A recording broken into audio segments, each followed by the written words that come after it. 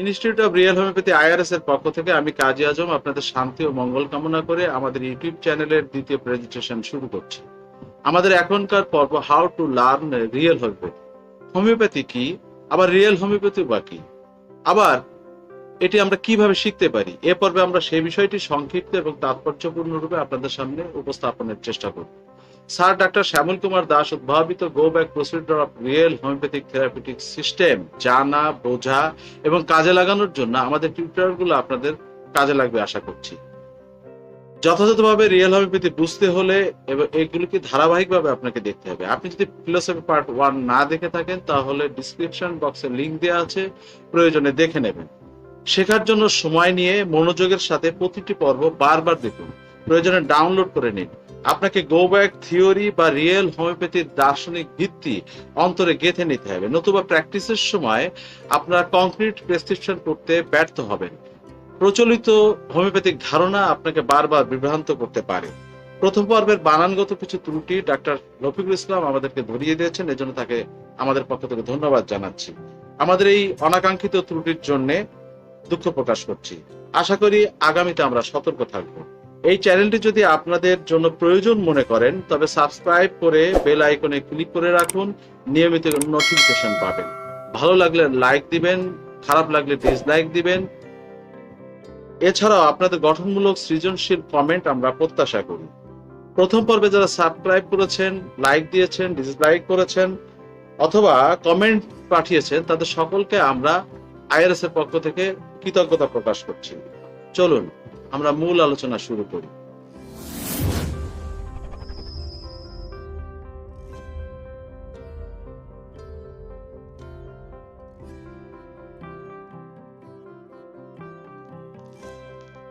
Sir Shyamal Kumar Das ঘোষণা করেছেন হোমিওপ্যাথির দুটি ধরন রয়েছে, এক রিয়েল হোমিওপ্যাথি, দুই সুপারফিশিয়াল হোমিওপ্যাথি। পরিভাষা হিসেবে রিয়েল হোমিওপ্যাথি কথাটি তিনি নিয়েছেন স্যার কেন্টের ম্যাটেরিয়া মেডিকা কারোভের চ্যাপ্টার থেকে, এবং সুপারফিশিয়াল কথাটি নিয়েছেন স্যার কেন্টের ফিলোসফির 126 পাতা থেকে। রিয়েল হোমিওপ্যাথি এবং সুপারফিশিয়াল হোমিওপ্যাথির সংজ্ঞা সহ দার্শনিক ভিত্তি কি তা জানার জন্য আমরা দেখব হ্যানিম্যানস অর্গান অফ মেডিসিন গ্রন্থের পার্ট 1 চ্যাপ্টার 2 তে শ্রদ্ধেয় হোমিওপ্যাথ বি.কে. সরকার কি বলেছেন। তিনি চ্যাপ্টারটির নাম দিয়েছেন হোমিওপ্যাথি হোয়াট ইট ইজ। এখানে তিনি হোমিওপ্যাথির দুটি সংজ্ঞা দিয়েছেন।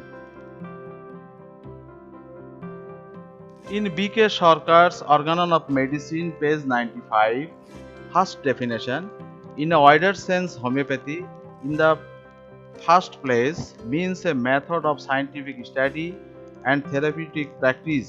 In the second place, mean the facts discovered by this method. And thirdly, signifies the theories that have been propounded to explain and correlate these facts. In other words, homeopathy implies a particular way of applying drugs of diseases according to a scientific principles known as similia similibus curanter. Let likes be treated likes, and implies as well the theories of vital force, of chronic miasm, and of dynamization of drugs. বৃহত্তর অর্থে homeopathy প্রথমত বিজ্ঞান ভিত্তিক অধ্যয়ন এবং চিকিৎসা শাস্ত্রীয় অনুশীলনের একটি পদ্ধতি বোঝায়। দ্বিতীয়ত এই পদ্ধতির সাহায্যে প্রকৃত তথ্য বা ঘটনা উদ্ঘাটন বোঝায়, এবং তৃতীয়ত প্রস্তাব অনুযায়ী উদ্ঘাটিত তথ্য বা ঘটনার ব্যাখ্যা ও পারস্পরিক সম্পর্ক নির্ণয়ের তত্ত্ব নির্দেশ করে। অন্য কথায়, হোমিওপ্যাথি একটি নির্দিষ্ট নীতির ভিত্তিতে রোগ সৃষ্টি করতে পারে এমন ওষুধসমূহের প্রয়োগের একটি বিশেষ উপায় বোঝায়, যাকে বলা হয় সিমিলিয়া সিমিলিবাস কিউরেন্টার। যে ওষুধে যে রোগ সৃষ্টি করতে পারে সেই ওষুধে সেই রোগ সারবে, এবং পাশাপাশি ভাইটাল ফোর্স, ক্রনিক মায়াজম ও ওষুধের গতিশীলতা তত্ত্ব বোঝায়। আপনারা যদি অর্গাননের 15 ও 16 নম্বর ফুটনোট লক্ষ্য করেন তো বুঝতে পারবেন এখানে রোগ বলতে টু ডিজিজকে বোঝানো হয়েছে। Second ডেফিনিশনে BK. সরকার বলেছেন, in a narrow or stricter sense, homeopathy is a rule of practice of the administration of drugs, and for that matter of other physical agents, or it may called the medicine of life, as etymologically homeos means like or similar, pathos means suffering. In other words, homeopathy is a method of curing the sufferings of a person by the administration of drugs which have been experimental proved to possess power to providing similar sufferings in a healthy human being. It is a specialized system of drug therapy and nothing more or nothing less. সংকীর্ণ কঠোর অর্থে homeopathy হচ্ছে ওষুধ প্রয়োগের জন্য অনুশীলনের একটি নিয়ম এবং তা একই প্রকৃতির অন্যান্য শারীরিক উপসর্গের ভিত্তিতে প্রযোজ্য হয়, অথবা বলা যেতে পারে সদৃশ ঔষধ বিধান। যেমন শব্দের ব্যুৎপত্তি অনুযায়ী হোমোইস অর্থ সদৃশ অথবা সিমিলার, প্যাথোস অর্থ কষ্টভোগ। অন্য কথায় হোমিওপ্যাথি হচ্ছে মানুষের স্বাস্থ্যাবস্থায় যেই ওষুধ প্রয়োগের পর প্রৌঢ়াদের মধ্যে যে সকল কষ্টভোগ দেখা দেয় সেই ওষুধ প্রয়োগ করে কোনো ব্যক্তির তদ্রূপ কষ্টভোগ দূর করার একটি পদ্ধতি। এটি বিশ্বাসায়িত ওষুধের দ্বারা চিকিৎসা প্রণালী এবং এর চেয়ে বেশিও নয় কিংবা কমও নয়। স্যার কেন্টের ফিলোসফির 23 পাতায় বর্ণিত ভাষ্য মতে এখানে কষ্টভোগ বলতে রেজাল্ট অফ ডিজিজকে বোঝানো হয়েছে। আপনারা নিশ্চয়ই লক্ষ্য করেছেন একই হোমিওপ্যাথির দু রকমের সংজ্ঞা দেওয়া হয়েছে। প্রথম সংজ্ঞাটি ওয়াইডার সেন্স বা বৃহত্তর অর্থে, আর দ্বিতীয়টি ন্যারো অর স্ট্রিক্টার বা সংকীর্ণ ও কঠোর অর্থে বলা হয়েছে।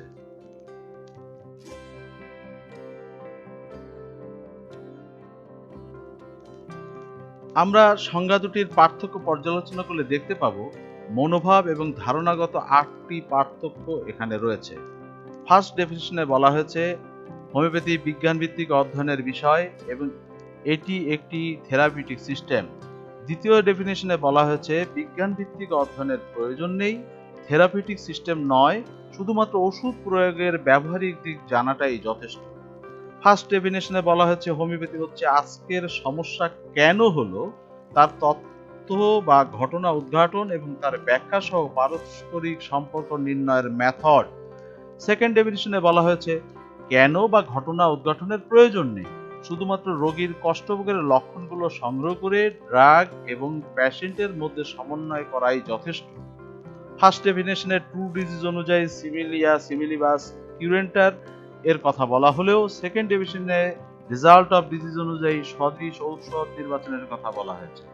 ফার্স্ট ডেফিনেশনে ভাইটাল ফোর্স, ক্রনিক মায়োজম এবং ওষুধের গতিশীলতার তত্ত্বকে যতটা গুরুত্ব দেওয়া হয়েছে সেকেন্ড ডেফিনেশনে ততটাই ইগনোর করে বলা হয়েছে শুধুমাত্র ড্রাগ থেরাপি জানলেই চলবে, এর কম বেশি মোটেই দরকার নেই।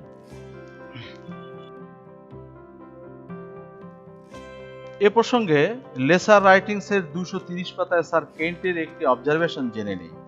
তিনি বলেছেন, it had been our experience to meet a large number of these so-called homeopathic physicians, but we have never met a who had added any knowledge of materia medica or the art of prescribing to his so-called general knowledge of medicine. এই তথাকথিত homeopathic চিকিৎসকের একটি বিশাল সংখ্যক ব্যক্তির সাথে দেখা করার অভিজ্ঞতা আমাদের হয়েছে, তবে আমরা কখনো তার সাথে সাক্ষাৎ করতে পারিনি যিনি তথাকথিত ওষুধ সম্পর্কিত ধারণা ছাড়া ম্যাটেরিয়া মেডিকা বা ওষুধ নির্বাচনের কলা কৌশল সম্পর্কে যথার্থ কোনো জ্ঞান রাখেন।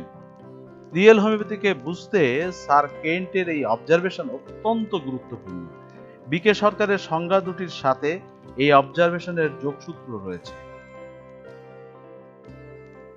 এতক্ষণের আলোচনায় আমরা বিকে সরকারের দুটি সংজ্ঞা থেকে দুটি আউটপুট দেখতে পাই। ফার্স্ট ডেফিনেশন থেকে রিয়েল হোমিওপ্যাথি, যার কনসিডারিং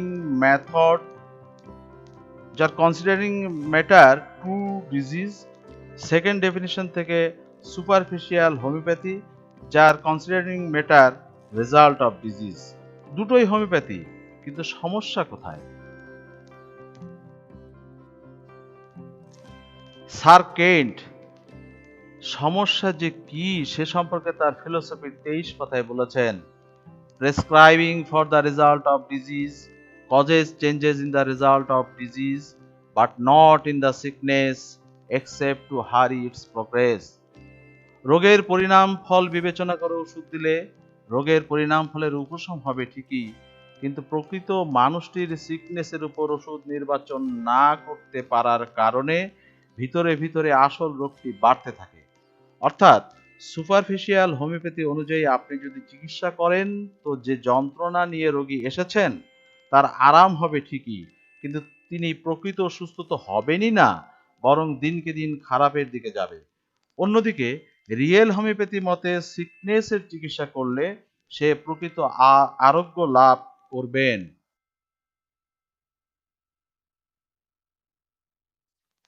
এ কারণেই স্যার কেন্ট তার লেসার রাইটিংসের 229 থেকে 232 পাতায় হোমিওপ্যাথিক ফিজিশিয়ানদেরকেও দুভাবে সংজ্ঞায়িত করেছেন। তার মতে যিনি রিয়েল হোমিওপ্যাথি চর্চা করেন তিনি হচ্ছেন জেনুইন হোমিওপ্যাথিক ফিজিশিয়ান, আর যিনি সুপারফিশিয়াল হোমিওপ্যাথি চর্চা করেন আসলে তিনি হচ্ছেন সো কল্ড হোমিওপ্যাথিক ফিজিশিয়ান, অর্থাৎ তথাকথিত হোমিওপ্যাথিক চিকিৎসক। এখন কথা হচ্ছে, হোমিওপ্যাথির মতো এক মহান পেশায় নিয়োজিত থেকে আপনি কি তথাকথিত তকমা নিয়ে চলতে চাইবেন? সুস্থ মানুষ কখনো তা চাইবে না। সুতরাং আসুন আমরা জেনে নেই কিভাবে রিয়েল হোমিওপ্যাথি আত্মস্থ করা যায়। আপনি যদি হোমিওপ্যাথি চর্চা করে থাকেন তবে অবশ্যই বেসিক ধারণা তো আপনার আছে। এখন স্যার এইচ এ রবার্টসের কথা অনুযায়ী হোমিওপ্যাথিক দর্শন এবং ওষুধের প্রয়োগ সম্পর্কে যথেষ্ট ধারণা অর্জনে সচেষ্ট হন। তিনি তার ফিলোসফির 34 কথায় বলেছেন, but unless the homeopathic physician has a concept of the philosophy of the reason underlying the administration of the remedy he will never a careful homeopathic physician. কিন্তু যতক্ষণ হোমিওপ্যাথিক চিকিৎসকের দর্শন এবং ওষুধ প্রয়োগ সম্পর্কে যথেষ্ট ধারণা না হবে তিনি কখনো প্রকৃত হোমিওপ্যাথিক চিকিৎসক হতে পারবেন না। এখানে স্যার শ্যামল কুমার দাস আরো কিছু কথা সংযোজন করেছেন। তিনি বলেছেন একই সাথে ওষুধের দর্শন সম্পর্কেও যথেষ্ট জ্ঞান অর্জন করতে হবে। কখন ওষুধ প্রয়োগ করতে হয়, কখন হয় না, কখন ওষুধ বন্ধ রাখতে হয়, কখন কেস টেকিং না করেই ওষুধ দিতে হয়, কখন ওষুধ না দিয়ে হাসপাতালে পাঠাতে হয়, কখন ওষুধ দিয়ে বা না দিয়ে পুলিশে খবর দিতে হয়, সে সম্পর্কিত ধারণা থাকাও অতি আবশ্যক।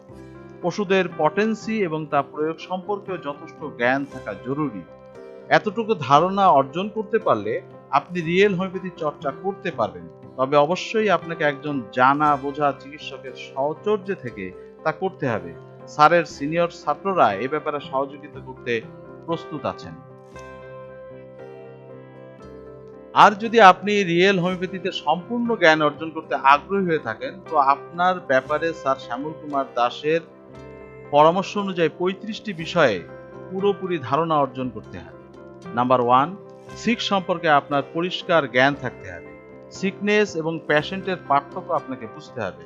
নাম্বার 2, সিকনেসের উৎস সম্পর্কে জানতে হবে। নাম্বার 3, কনস্টিটিউশনাল ডায়াগনোসিসের জন্য ফ্রুট ট্রি আর্ট সিনড্রোম গুলো কি তা অবহিত হতে হবে। নাম্বার 4, ওষুধ নির্বাচনে একজন মানুষের আর্লি লাইফের গুরুত্ব বুঝতে হবে।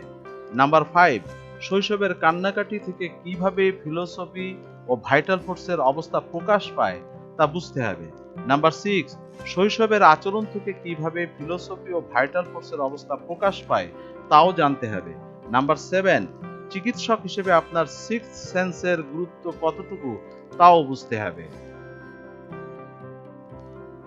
নাম্বার 8, জীবন দর্শন ভিত্তিক ম্যাটেরিয়া মেডিকে আপনাকে আত্মস্থ করতে হবে। নাম্বার 9, সুপারফিশিয়াল হোমিওপ্যাথিক চিকিৎসা এবং রিয়েল হোমিওপ্যাথিক চিকিৎসকের ধরন এবং পার্থক্য জানতে হবে।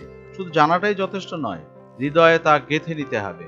নাম্বার 10, ট্রু ডিজিজ এবং রেজাল্ট অফ ডিজিজ কি এবং এদের পার্থক্য বুঝতে হবে। Number 11, go back procedure of real homeopathic therapeutic সিস্টেমে ABC procedure of special case taking করা হয়। এ সম্পর্কে আপনার ব্যবহারিক জ্ঞান অর্জন করতে হবে। নাম্বার 12, কেস টেকিং এ প্রাপ্ত তথ্য বিশ্লেষণ করে 6টি ট্রু ডিজিজ অ্যান্টিডোট করার জন্য 6টি সাইকেলে চিকিৎসা পরিকল্পনা প্রণয়নের বাস্তব অভিজ্ঞতা অর্জন করতে হবে। একে বলা হয়েছে কনস্ট্রাকশন অফ 6 সাইকেল। নাম্বার 13, 6 সাইকেলের মধ্যে ফার্স্ট সাইকেল অত্যন্ত গুরুত্বপূর্ণ, কেননা এর উপরই নির্ভর করে আপনি কাঙ্ক্ষিত অগ্রগতি পাবেন কিনা এবং রোগী আপনার হাতছাড়া হবে কিনা।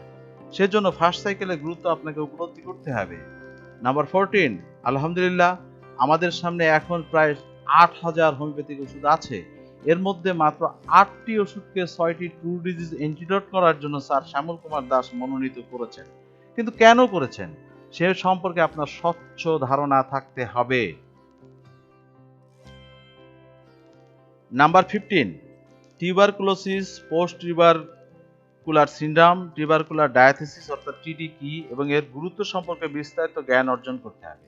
নাম্বার 16, শ্যামল কুমার দাসের ট্রু ডিজিজ হিসেবে একটি অন্যতম আবিষ্কার post rabies syndrome PRS।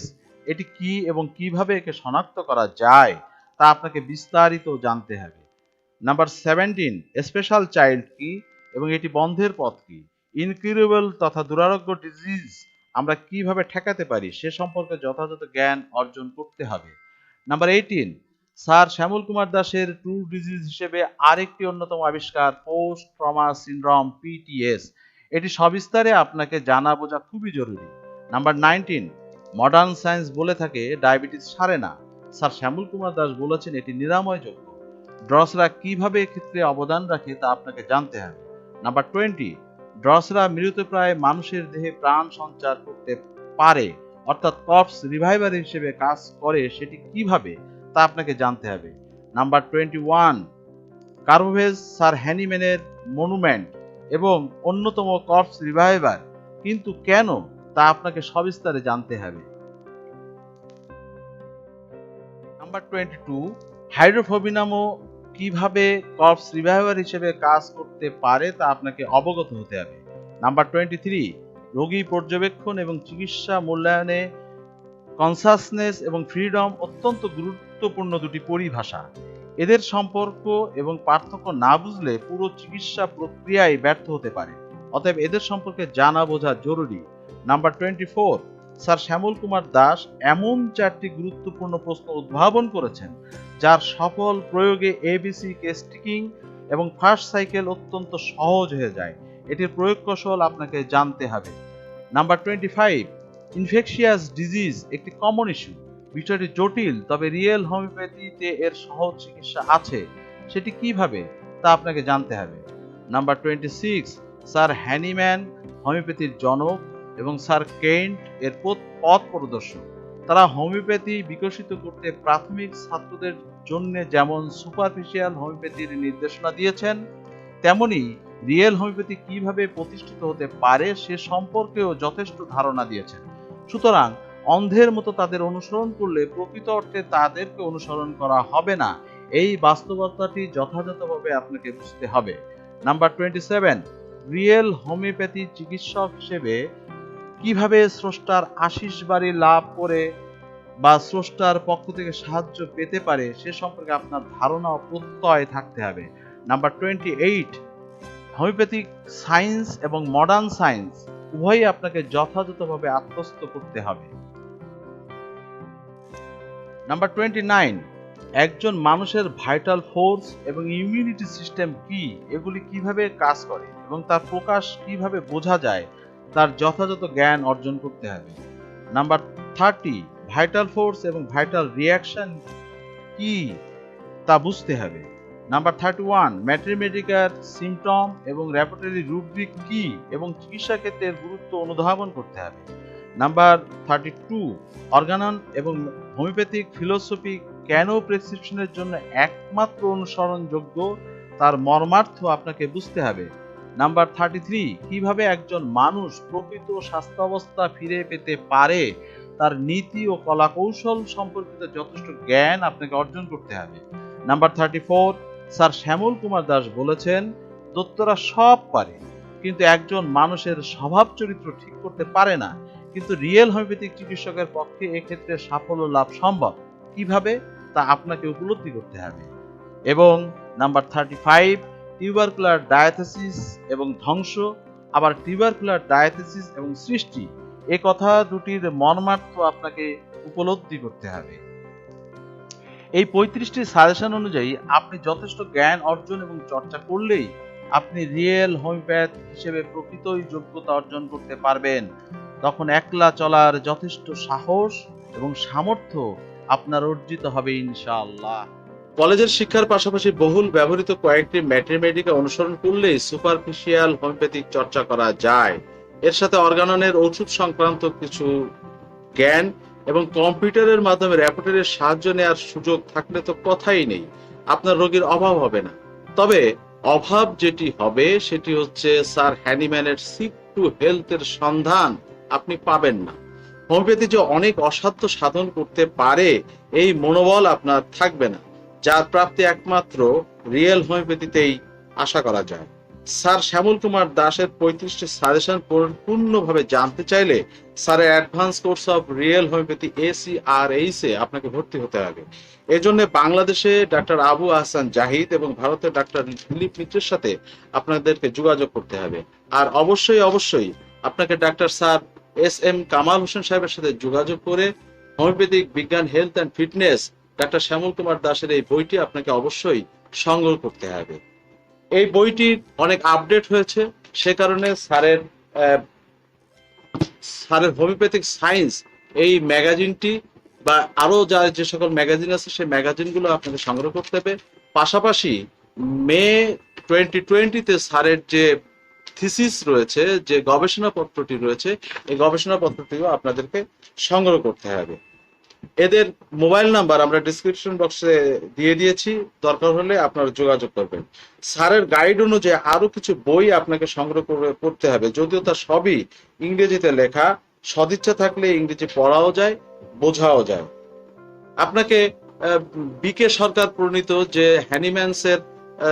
হ্যানিম্যানস organ of medicine, এই বইটিও আপনাকে অত্যন্ত গুরুত্বের সাথে সংগ্রহ করে পড়তে হবে। এটি আপনি বাংলায় যদি কিছুটা জানতে চান, বুঝতে চান, তাহলে হরিমোহন চৌধুরীর এই অর্গানন অনুবাদটিও আপনারা সংগ্রহ করে পড়তে পারেন। সেই সাথে আপনাদেরকে স্যার হ্যানিম্যানের কর্নিক ডিজিজেস যে বইটি রয়েছে প্রথম পার্ট, এই পার্টটিও আপনাকে সংগ্রহ করে পড়তে হবে। এবং অত্যন্ত গুরুত্বের সাথে বিবেচনা করে যে বইটি আপনাকে পড়তে হবে সেটি হচ্ছে স্যার জেমস টাইলার কেন্টের লেকচার অন হোমিওপ্যাথিক ফিলোসফি। এই বইটিও আপনাকে সংগ্রহ করে পড়তে হবে। আপনি আরো বিস্তারিত ফিলোসফি জানার জন্য আপনাকে স্টুয়ার্ট ক্লোজের দি জিনিয়াস হোমিওপ্যাথি, এই বইটিও আপনাকে সংগ্রহ করে পড়তে হবে। এবং একই সাথে ফিলোসফি সম্পর্কে আরো বিস্তারিত জানবার জন্য স্যার H. রবার্টসের the principle art of cure by homeopathy, এই বইটিও আপনাকে সংগ্রহ করে পড়তে হবে। একই সাথে আপনি স্যার হ্যানিম্যানের যে লেসার রাইটিংস, এই লেসার রাইটিংসও আপনি সংগ্রহ করে পড়তে পারেন। এবং একই সাথে আপনি আমাদের স্যার জেমস টাইলার কেন্টের যে লেসার রাইটিংস বইটি রয়েছে, এই বইটিও সংগ্রহ করে আপনি পড়তে পারেন। আপনি যদি মডার্ন সায়েন্স না জানেন তাহলে আপনি রিয়েল হোমিওপ্যাথি পুরোটা বুঝতে পারবেন না। এজন্য আপনাকে হ্যারিসনস প্রিন্সিপাল অফ ইন্টারনাল মেডিসিন এবং Davidson principal of practice of medicine, এই বই দুটিও আপনাকে সংগ্রহ করে পড়তে হবে। আমি ইন্টারনেট থেকে বই দুটির PDF ফাইল ডাউনলোড করে নিয়েছি, আপনারাও ডাউনলোড করে নিতে পারেন। হোমিওপ্যাথিক গো ব্যাক এবং লার্নিং ফর এভরিওয়ান, এই নামের দুটি ইউটিউব চ্যানেলে স্যারের ক্লাসে দেওয়া লেকচারগুলির ভিডিও হুবহু নিয়মিত আপলোড করা হয়। এটি আপনাদের জন্য একটা দারুণ সুযোগ। এছাড়াও ডাক্তার হাফিজ হোমিওপ্যাথিক সায়েন্স, ডাক্তার মনিরুজ্জামান রিয়েল হোমিও, ডাক্তার সাজিদ ইংলিশ, ডক্টর সাজিজ রিয়েল হোমিওপ্যাথ সহ আরো বেশ কয়েকজন বিভিন্ন ইউটিউব চ্যানেলে সুন্দর সুন্দর শিক্ষামূলক ভিডিও প্রকাশ করছেন। আপনার শেখার আগ্রহ থাকলে ওই চ্যানেলগুলো সাবস্ক্রাইব করে রাখুন, কাজে লাগবে। IRS এর পক্ষ থেকে আমরাও স্যার শ্যামল কুমার দাসের 35টি সাজেশনের আলোকে নিয়মিত প্রেজেন্টেশন প্রকাশের পরিকল্পনা নিয়েছি। প্রয়োজন মনে করলে আমাদের চ্যানেলও সাবস্ক্রাইব করে বেল আইকনে ক্লিক করে রাখুন, আশা করি নোটিফিকেশন পাবেন। স্যার হ্যানিম্যানের একটি অত্যন্ত গুরুত্বপূর্ণ পরামর্শ এবং স্টুয়ার্ট ক্লোজের রিয়েল হোমিওপ্যাথ সম্পর্কিত একটা বাণী দিয়ে আমাদের এখনকার আয়োজন শেষ করব। তার আগে আমি বিদায় নিচ্ছি। আপনারা ভালো থাকুন, সুস্থ থাকুন, নিরাপদে থাকুন। ও হ্যাঁ, আপনি কি গো back procedure of real homeopathic therapy system মেনে নিজে সুস্থ হওয়ার চেষ্টা করছেন তো, ওষুধ খাচ্ছেন তো? যদি আপনি সুস্থ না হন, মনে রাখবেন আপনার সিক্স সেন্স জাগ্রত হবে না। আর আপনার সিক্স সেন্স জাগ্রত না হলে এই কঠিন অথচ মানব কল্যাণে অনন্য অসাধারণ বিষয়টি আপনার ধরা ছোঁয়ার বাইরে থেকে যাবে। যারা হোমিওপ্যাথি শিখতে ও চর্চা করতে চান তাদেরকে উদ্দেশ্য করে স্যার হ্যানিম্যান অর্গানন ফার্স্ট এডিশনের প্রিফেসে গুরুত্বপূর্ণ কিছু নির্দেশনা দিয়েছেন।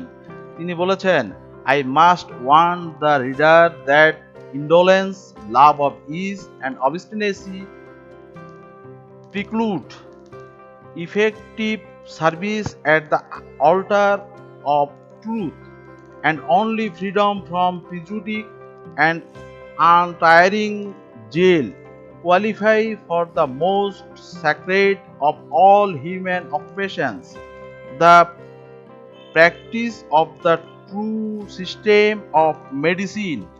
The physicians who enters on his work in the spirit human creatures he helps to preserve, and whose approval render him three blessed.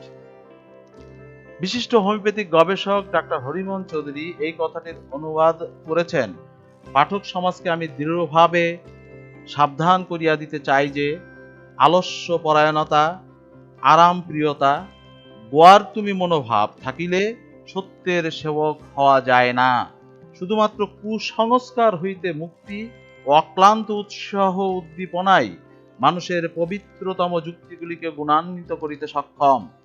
যে চিকিৎসা বিজ্ঞানী এইরূপ মনোভাব লইয়া কর্মে নিযুক্ত হন, তিনি সাক্ষাৎভাবে বিশ্ব নিয়ন্তারী সেবা করেন, তাহারই সৃষ্টি মানবকুলকে রক্ষা করিতে সহায়তা করেন, আশিস বাড়ি লাভে ধন্য হন।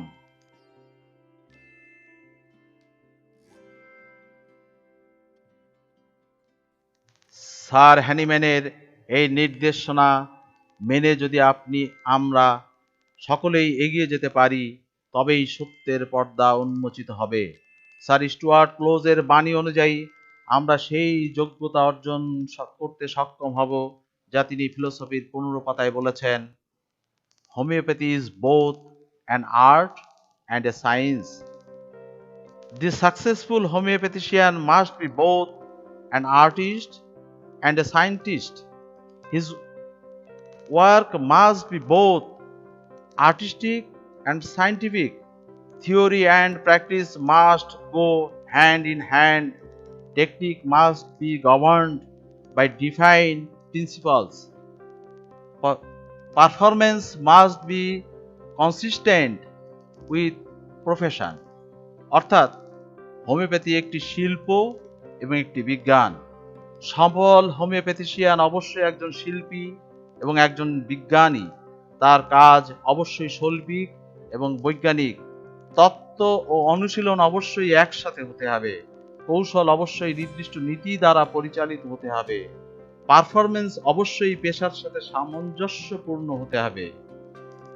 আমরা যারা সান্নিধ্য প্রাপ্তির সৌভাগ্য লাভ করেছি এবং আপনাদেরও যদি সে সুযোগ হয়, তো দেখবেন স্যার শ্যামল কুমার দাস এর সবটাই অর্জন করেছেন।